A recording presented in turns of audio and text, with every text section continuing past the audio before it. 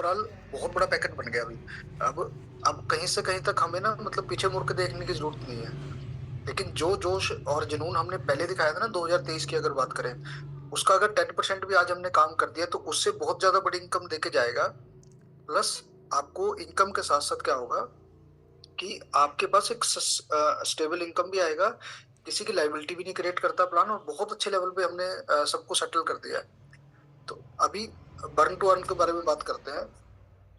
देखो, बर्निंग का सिंपल सा फॉर्मूला एक ही होता है कि जिस दिन बर्निंग होगी तो टोकन का प्राइस बढ़ता है, क्योंकि सप्लाई खत्म करता है। बर्निंग का सिंपल सा फॉर्मूला है कि मार्केट की सप्लाई को खत्म करता है। लेकिन इस बार की जो बर्निंग हम करवा रहे हैं, इस बर्निंग के अंदर आपको जितने आप टोकन अपने बर्न करते हो या मार्केट के बर्न करवाते हो, एक्सचेंज से बर्न करवाते हो, तो आपको उसका रिवॉर्ड वैल्यू डबल मिलेगा। वो कैसे मिलेगा? इसके लिए क्या है,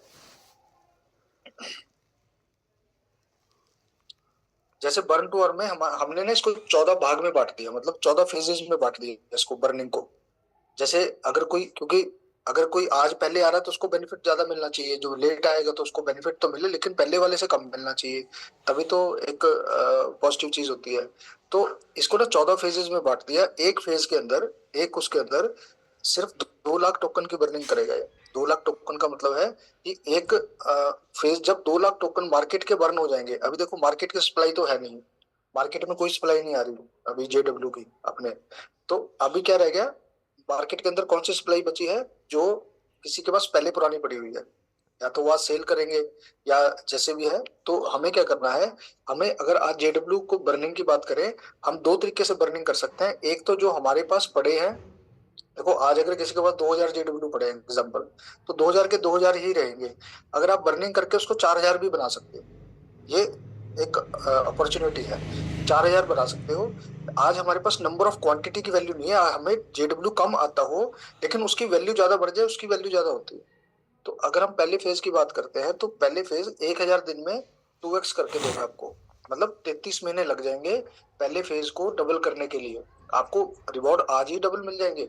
आज ही आपको ब्रैकेट क्लियर कर देगा, जितने आप बर्निंग करेंगे वो बता देगा कि आपका बीडब्ल्यू इतना है, बैलेंस विड्रॉल अमाउंट कितना है। जैसे हमने 1000 की बर्निंग करी तो 2000 दिखाएगा, 2000 की करोगे तो 4000 दिखाएगा। तो यहाँ पर सेकंड फेज जैसे ही स्टार्ट होगा तो उसमें 33 की बजाय 36 महीने हो जाएंगे, मतलब 33 की बजाय 36 हो जाएंगे, फिर 36 की बजाय 40 हो जाएंगे, फिर 43, फिर 46, फिर 50, ऐसे करके धीरे धीरे करके बढ़ता जाएगा, जो लेटर ऑन फेजेस में आएंगे। लेकिन आज हमारे पास ऑप्शन क्या है कि हम पहले फेज में आकर के सबसे शॉर्टेस्ट पीरियड में 2x कर सकते हैं।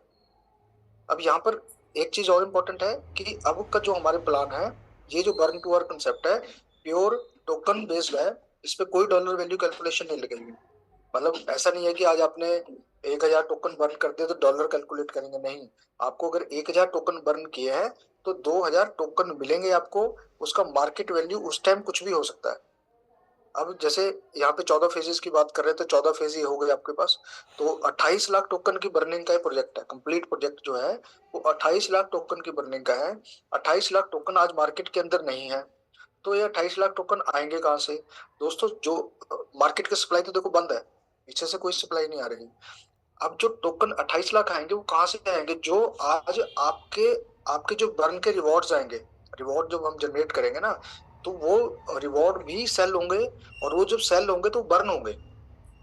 मतलब मान लेते हैं आज आपके पास कोई क्वांटिटी आई जेडब्ल्यू की एज ए रिवॉर्ड, आपने मार्केट में सेल किया, लेकिन जो नए लोग जो बर्निंग में आना चाहते हैं, तो वो क्वांटिटी वो उठाएंगे और मार्केट की क्वांटिटी को बर्न करेंगे।